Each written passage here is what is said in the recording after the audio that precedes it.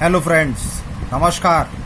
मैं हूं योग चतुर्वेदी और आज का हमारा टॉपिक है विद्युत फ्लक्स। चलिए देखते हैं इसको।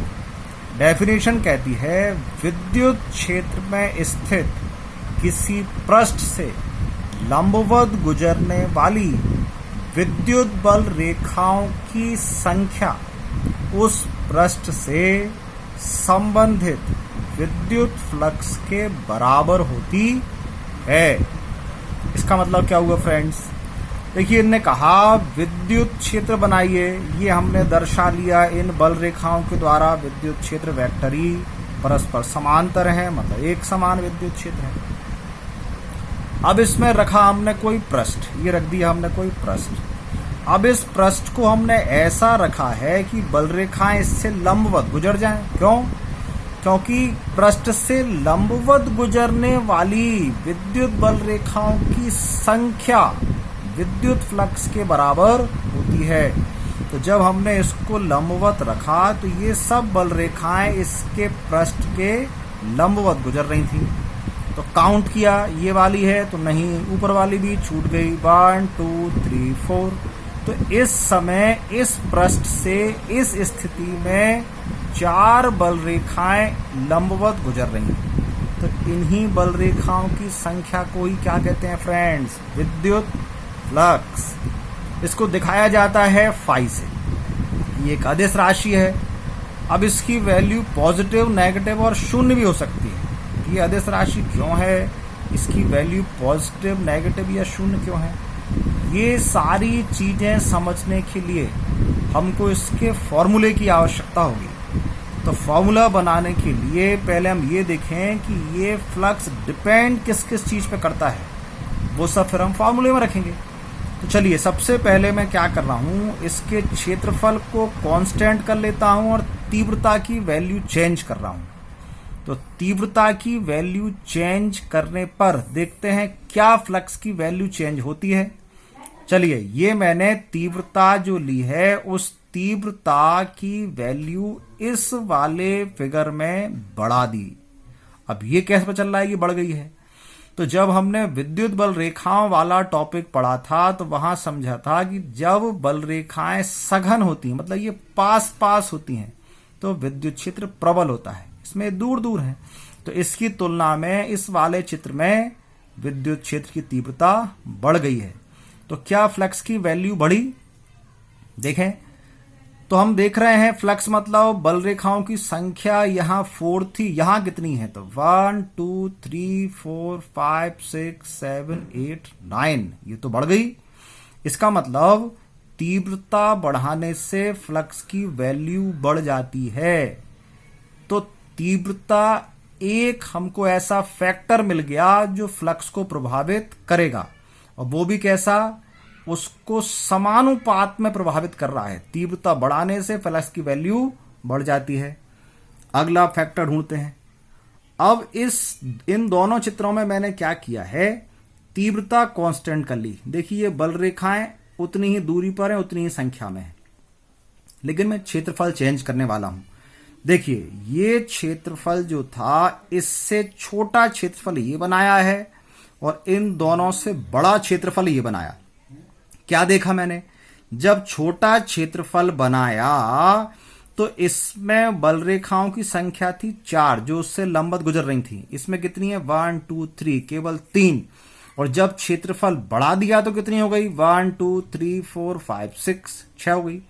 तो क्षेत्रफल कम करने से फ्लक्स कम हो गया, क्षेत्रफल बढ़ा देने से फ्लक्स बढ़ गया। इसका मतलब क्षेत्रफल भी वो फैक्टर है जो फ्लक्स को प्रभावित कर सकता है, और वो भी समानुपात में, क्योंकि एक को बढ़ाने से दूसरा बढ़ जाता है। तीसरा कारक देखें। अभी तीसरे कारक में यहां पर जो ये पृष्ठ हमने रखा है इसकी स्थिति चेंज करते हैं। अभी ये लंबवत रखा था, यहां इनके समांतर रख दिया। समांतर रखने से देखिए फ्रेंड्स, अब एक भी बल रेखा इसको नहीं काट रही है। इसका मतलब एक भी बल रेखा इससे लंबवत नहीं गुजर रही है, तो फ्लक्स की वैल्यू 0 हो गई। तो जब लंबवत रख रहे थे तो मैक्सिमम समांतर रख रहे हैं तो 0। इसका मतलब इस पृष्ठ को घुमा देने से, इसकी स्थिति बदल देने से फ्लक्स की वैल्यू बदल रही है। लेकिन अब इसको वो कौन सा फैक्टर नाम दें, तो वो फैक्टर हम देते हैं इसको इस पृष्ठ के क्षेत्रफल और तीव्रता के बीच का एंगल, क्योंकि स्थिति बदलने का मतलब हमने इसका एंगल ही तो बदला है। चलिए देखते हैं। मैंने मान लिया कि ये जो पृष्ठ है इस पर एक छोटा सा क्षेत्रफल ds है और क्षेत्रफल की दिशा तल के लंबवत होती है बाहर की ओर। तो ये जो एरो यहां बना हुआ है, इस एरो की डायरेक्शन में जो क्षेत्रफल है उसकी दिशा होगी। तो ये सूक्ष्म क्षेत्रफल था तो हमने ds लिया है। तो ds और e इन दोनों के बीच का एंगल यहां पर है 0। जब मैंने इसको समांतर रखा तो ds और e के बीच का एंगल हो गया 90 डिग्री। तो यहां हमने देखा जब एंगल 0 था फ्लक्स मैक्सिमम था, और जब एंगल 90 है तो फ्लक्स 0 है। तो एंगल बढ़ने से फ्लक्स घट रहा है। तो ये रिलेशन समानुपात का नहीं है, ये तो व्युत्क्रमानुपात का है। इसका मतलब तीव्रता और क्षेत्रफल के बीच का जो कोण होगा उस कोण के साथ फाई का रिलेशन व्युत्क्रमानुपात का होगा। तो अब ये 3 कारक हमको मिल गए जो कि इस फ्लक्स को प्रभावित कर रहे हैं। तो अब फॉर्मूला बनाऊं तो फॉर्मूला ऐसा बनाया जाए जिसमें ये सारे कारक आ जाएं। चलिए, तो हमने एक ऐसी स्थिति मानी, एक कंडीशन मानी। ये वो पृष्ठ है जो हमने E तीव्रता वाले एक समान विद्युत क्षेत्र में रख दिया है, लेकिन ऐसा रखा है कि इस पृष्ठ का जो क्षेत्रफल था, सूक्ष्म क्षेत्रफल ds, उस ds क्षेत्रफल की दिशा और तीव्रता की दिशा के बीच का एंगल थीटा है। तो इस समय इस ds क्षेत्रफल से संबंधित फ्लक्स क्या होगा? तो यहां फ्लक्स की वैल्यू आई D phi is equal to E D S cos theta. अब आप सोच सकते हैं कि फ्लक्स को दिखा रहे थे यहां हम फाई से, यहां लिखा है मैंने डी फाई, ये डी फाई कैसे आ गया? तो फ्रेंड्स, क्षेत्रफल हमने छोटा लिया है इसलिए उसको ds लिखा, तो छोटा क्षेत्रफल तो छोटा फ्लक्स, इसलिए डी फाई हो गया। अब बात आती है कि तीव्रता समानुपात में थी, देखिए ई समानुपात में लिख दिया, क्षेत्रफल समानुपात में था इसलिए इनटू में लिख दिया। अब जो थीटा था वो तो व्युत्क्रमानुपात में था, लेकिन यहां तो मैंने इनटू में लिख दिया है, तो ये कॉस थीटा लिखा है। फ्रेंड्स इस चीज को अच्छे से आप समझ लें, याद कर लें कि जब भी एंगल थीटा के साथ समानुपात का रिलेशन होगा तो साइन थीटा आएगा, और जब भी व्युत्क्रमानुपात का रिलेशन होगा तो कॉस थीटा आएगा। अब ये कैसे समझ में आता है? तो साइन और कॉस की टेबल हम सबने पढ़ी है। जब साइन में थीटा की वैल्यू 0 होती है तो साइन 0 की वैल्यू 0 होती है, और जब थीटा की वैल्यू 90 होती है तो साइन 90 की वैल्यू 1 होती है। इसका मतलब जब थीटा 0 था तो साइन भी 0 था, लेकिन जब थीटा मैक्सिमम 90 हुआ तो फिर साइन थीटा की वैल्यू 1 मतलब मैक्सिमम हो गई। तो ये समानुपात रिलेशन है। लेकिन कॉस में इसका उल्टा होता है। कॉस में जब थीटा की वैल्यू 0 होती है तो कॉस 0 की वैल्यू 1 होती है, मतलब थीटा 0 मिनिमम है और कॉस की वैल्यू मैक्सिमम 1 है। लेकिन जब थीटा की वैल्यू 90 होती है तो इस कॉस 90 की वैल्यू 0 हो जाती है। तो जब हम व्युत्क्रमानुपात का रिलेशन थीटा के साथ लेते हैं तो वो कॉस थीटा से दिखाया जाता है, इसलिए मैंने डी फाई के समानुपात में कॉस थीटा लिखा है। अब इसको समझने का एक तरीका और भी है।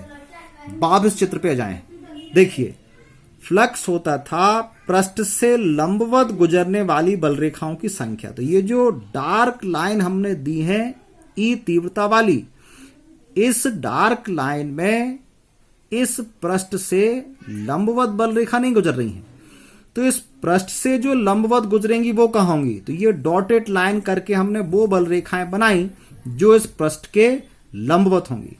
तो इन डॉटेड वाली डायरेक्शन में ई का क्या वैल्यू होगी, क्या मान होगा? तो इस ई की वैल्यू को फाइंड करने के लिए हमने देखा कि ds का एंगल थीटा था, तो थीटा एंगल यहां लेकर इस E के घटक निकाले तो बना E cos थीटा और E sin थीटा। तो जो E cos थीटा है उसकी डायरेक्शन इस डॉटेड वाली डायरेक्शन में है, मतलब ये E cos थीटा इस पृष्ठ से लंबवत गुजरने वाली बल रेखाओं की संख्या को दर्शा रहा है। इसलिए जब हम तीव्रता लेंगे तो E के स्थान पर लेंगे E cos थीटा, तो ds वैसा का वैसा है, तो फॉर्मूला फिर भी वही बन गया। तो अब ये जो फॉर्मूला बना है इसमें तीव्रता सदिश राशि, क्षेत्रफल ds सदिश राशि, बगल में आ गया cos। तो इन दो सदिश राशियों का गुणा करना हमने कक्षा 11 में सीखा था। जब हम vector a dot vector b करते थे तो ए बी cos थीटा आता था, जिसको हम अदिश गुणनफल कहते थे। तो यहां e ds cos थीटा है, तो हम क्या लिखेंगे, vector e dot vector ds, और इसमें डॉट का मतलब है अदिश गुणनफल, मतलब जो आंसर हमको मिलेगा वो अदिश राशि होगी। इसलिए जो फाई होता है, फ्लक्स होता है, वो अदिश राशि होती है। लेकिन ये तो हो गया छोटे से क्षेत्रफल से संबंधित फ्लक्स। अब चाहिए मुझको संपूर्ण पृष्ठ से इस पूरे वाले पृष्ठ संबंधित फ्लक्स। तो क्या करें, इसका समाकलन कर दें। तो इसका समाकलन करने के लिए ये मैंने डबल इंटीग्रेशन का साइन लगाया है। ये इसलिए लगाया फ्रेंड्स क्योंकि यहां ds है वो पृष्ठ है, क्षेत्रफल है। तो क्षेत्रफल के लिए इंटीग्रेशन भी पृष्ठीय समाकलन वाला होगा, सरफेस इंटीग्रल होगा। इसलिए ये दो लाइनें हैं। रेखीय समाकलन में एक लाइन आती है, पृष्ठीय में दो और आयतन में 3। तो अभी यहां क्षेत्रफल के सापेक्ष हो रहा है, इसलिए दो लाइनें यहां पर बनाई गई हैं। तो डी फाई की वैल्यू लग दी जाएगी, तो vector E dot vector ds आएगा। इसको ऐसा ई ds cos थीटा भी हम लिख सकते हैं। तो ये हमारे पास आ गया इस फाई का फॉर्मूला। अब हमने ऊपर पढ़ा था कि फाई की वैल्यू पॉजिटिव भी होती है, नेगेटिव भी होती है। तो इसकी पॉजिटिव और नेगेटिव वैल्यू कैसी होती है, चलिए उसको समझते हैं।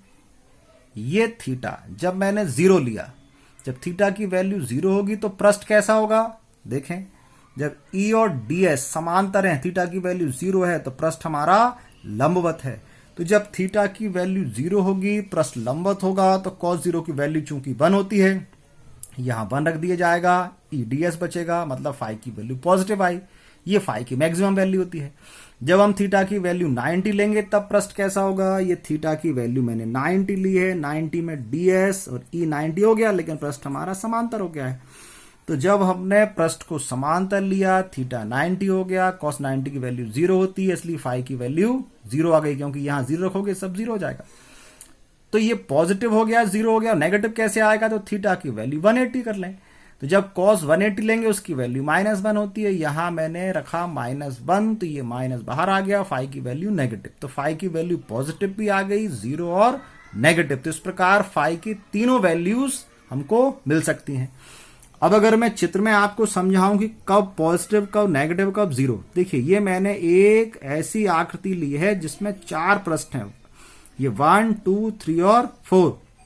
इसमें ये 2 और 4 ये दोनों इस E तीव्रता की दिशा के समांतर हैं। तो जब पृष्ठ समांतर होते हैं तो फ्लक्स 0 होता है, ये ds से 90 डिग्री का एंगल बनाते हैं।